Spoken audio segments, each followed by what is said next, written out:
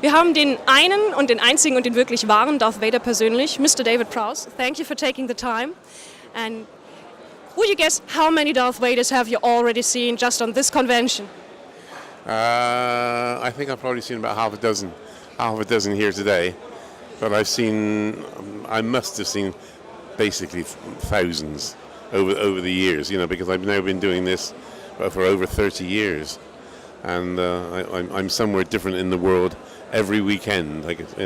Last weekend it was Italy. The week before that it was America. A week before that it was Canada. A week before that it was somewhere else.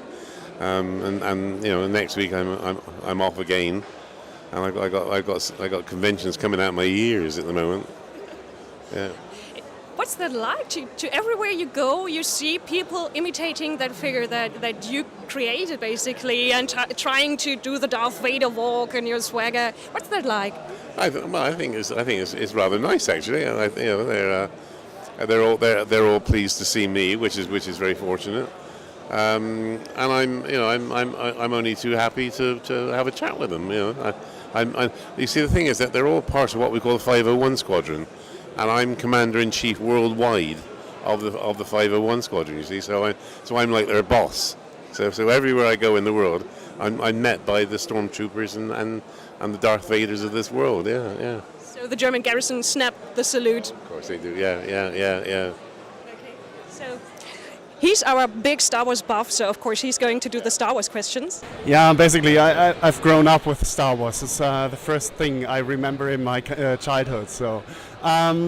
in your opinion, what was the most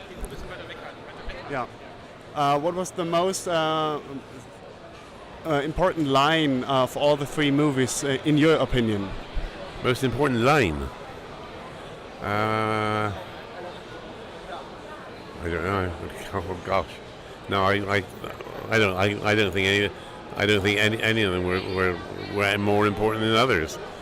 What was your favorite scene, maybe? My favorite scene? I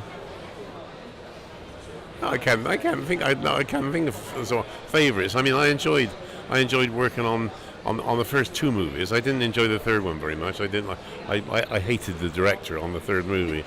It was a guy called Richard Marquand. I could have wrung his neck if I'd had the chance, But on the first two were lovely. George directed the first one, which is great. And Irving Kershner directed the second one, he was very, very nice to work with. But I'm afraid the third one I didn't like at all. So. How was it to work with Kershner instead of Lucas? Was it a huge difference from one director to another? Not really, no. Because I mean, all directors are different. They got different ways and means of going about things. But in the main. You've got your dialogue and you rehearse your parts. The only thing is the director has got to make definitely certain that he gets everything right as far as what's going on within the scene itself. It's like for instance when I very first started on the movie, especially on Star Wars, I decided I wanted to make everybody subservient to me. And I decided what I would do. I would get the walk. Always get the walk right. This is a very important thing in movies. Is get the walk right, because if you get the walk right, everything falls into place. You see. And what happened was the very first scene we did was a walk up the corridor, and I had them and the stormtroopers were following me, and George Lucas was on the camera dolly, and was following me as well, And I stormed up this corridor, really strode out, and got to the end of it. And George Lucas comes out. He said, "Davis, I'm sorry." He said, "You've got to slow up." He said, "We can't keep up with you." Awesome. So when it comes to this critical situation, the turning point in the story in episode 5, Empire Strikes Back on Bespin. So except for Mark Hamill, no one knew what the final line would be. So I guess I'm your father. You mean? Yes. No, I didn't know till I went and saw the movie.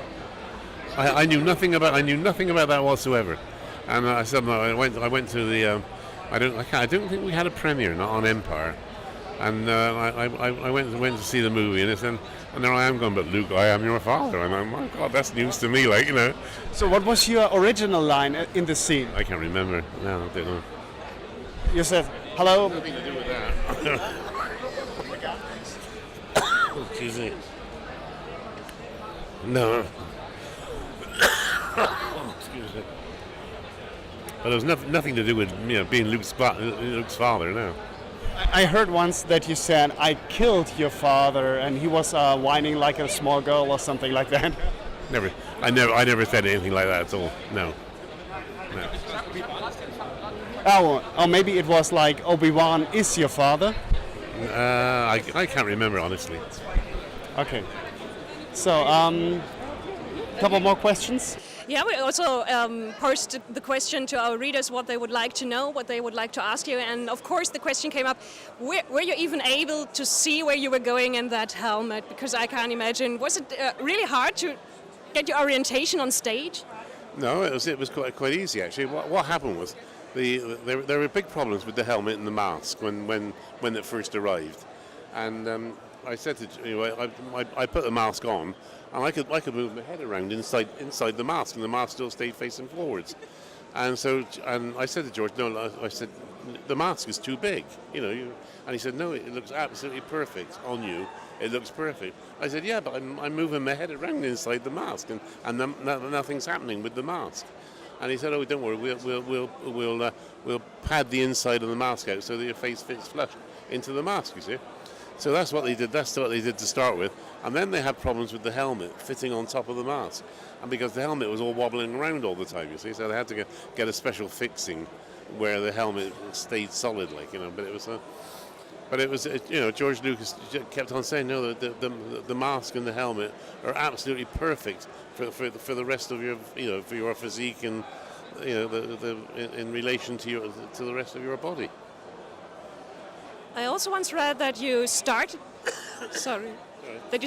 your whole career as an actor in a stage play because they needed someone really tall and strong to pick someone up as Death. Yeah, is that right? Yeah, it was a play called Don't Let Summer Come, and they had this idea that there was only 3 people in the play.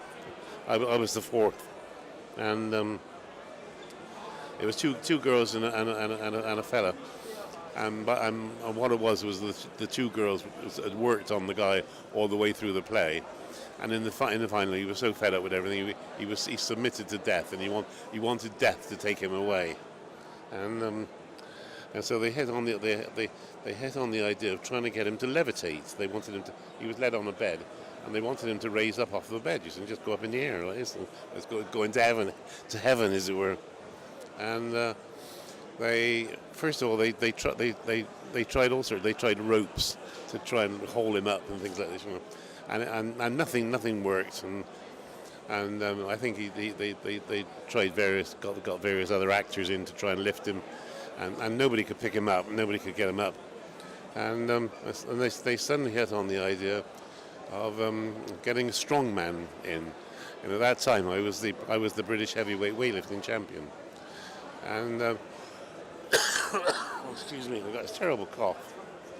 And I went in to see the director, a guy called Bernard Miles, and he said, well, this is it. He's going to be led on the bed and all wrapped up in red velvet, and we just want him to raise up off the bed and go up into the air, you see. He said, do you think you could do it? And I said, well, yeah, of course I could, And he said, well, we'd like to see. So I went over and scooped him up off the bed and held him at arm's length. I said, where would you like him? He said, oh, could you do this twice nightly? And they said, well, if you pay me enough money, I'll do it as many times a night as you like. And that got me into the Actors Union, because I wasn't an actor. It was never my intention to become an actor. And from then on, things just snowballed and snowballed and snowballed. I'm very glad that they needed a Death for that play.